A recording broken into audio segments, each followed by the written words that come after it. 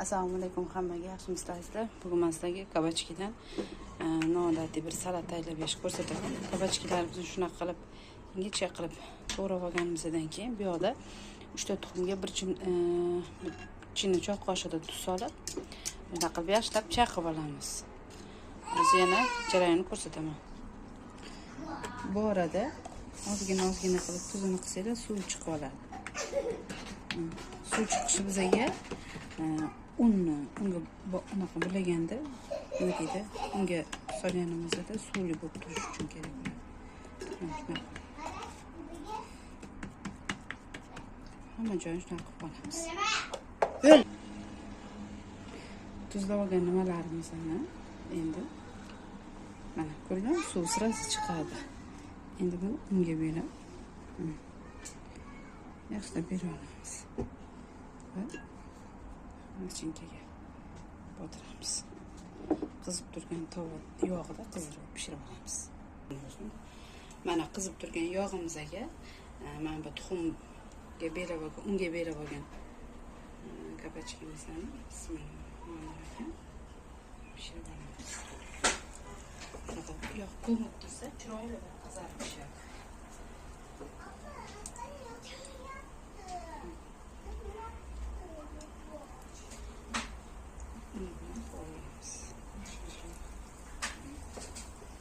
Xuddi anaqa baqlajonni qovurib oladi, shunaqa qilib qovurib oladi. Bo'ladi-da. Qovurgan shunaqa qilib qizartirib pishirib olamiz. Mana shunaqa orqa ketlarini shunaqa qizartirib hammasini pishirib olamiz. Xuddi kepsiga o'xshab bo'ladi.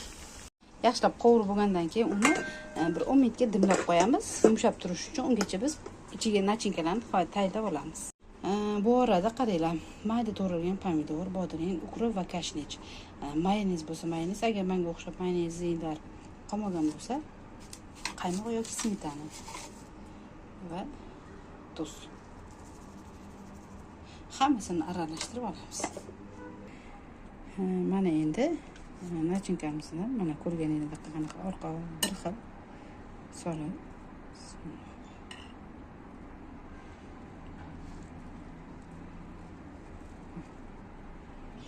o'rab olishdan boshlaymiz. Truletga o'xshab.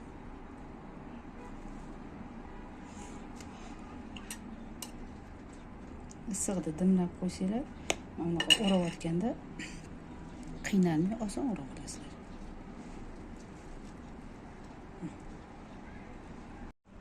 Mana qizajo'lar, men aytgan sizlarga salatim ham tayyor bo'ldi. Ko'rganingizdek sizlarga yoqsa, o'z xonadoningizda qilib ko'rishlarini tavsiya qilaman. Yaxshilikda yana diydorlashish, yana ko'rish nasib qilsin.